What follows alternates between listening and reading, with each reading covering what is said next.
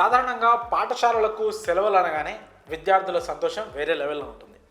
అలాంటిది ఏకంగా 15 రోజుల పాటు పాఠశాలలకు సెలవులు ప్రకటిస్తే వారి ఆనందానికి అవధులుండవు. గత కొద్ది రోజులుగా చలి తీవ్రత ఎక్కువైపోయింది. ముఖ్యంగా ఉత్తరాది రాష్ట్రాలపై చలి పులి పంజా విసురుతోంది. ముఖ్యంగా హిమాచల్ ప్రదేశ్, పంజాబ్, హర్యానా రాష్ట్రాల్లో కనిష్ట ఉష్ణోగ్రతలు నమోదవుతున్నాయి.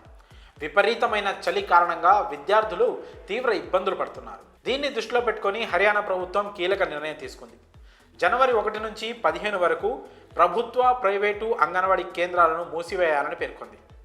రాష్ట్రంలో తీవ్రమైన చలికాల పరిస్థితుల నేపథ్యంలో ఈ నిర్ణయం తీసుకున్నట్లు తెలిపింది.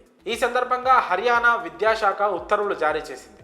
ప్రభుత్వ, ప్రైవేటు, ఎయిడెడ్ పాఠశాలల సమయాలను ఉదయం 10 గంటల నుంచి సాయంత్రం 4 గంటల వరకు మార్చారు. జనవరి 16వ తేదీన పాఠశాలలు తిరిగి ప్రారంభమవుతాయి. అయితే ఈ ఉత్తర్వులు ప్రభుత్వ పాఠశాలలకే కాదు, ప్రైవేటు విద్యా సంస్థలకు కూడా వర్తిస్తాయని స్పష్టం చేసింది. ఈ ఆదేశాలను తప్పనిసరిగా అనుసరించాలని పాఠశాలల యాజమాన్యాన్ని విద్యాశాఖ కోరింది. లేకుంటే సదరు పాఠశాలలపై చర్యలు తీసుకుంటామని హెచ్చరించింది విద్యాశాఖ. ప్రస్తుతం ఇచ్చిన అదనపు సెలవులను సర్దుబాటు చేయడానికి ఏప్రిల్, ఆగస్టు నెలల్లో విద్యా సంస్థల పని దినాలను పొడిగిస్తారు. మరోవైపు హర్యానా గవర్నమెంట్ పిల్లల ఆరోగ్యాన్ని కాపాడేందుకు వైద్య చిట్కాలను కూడా అందించాలని భావిస్తోంది.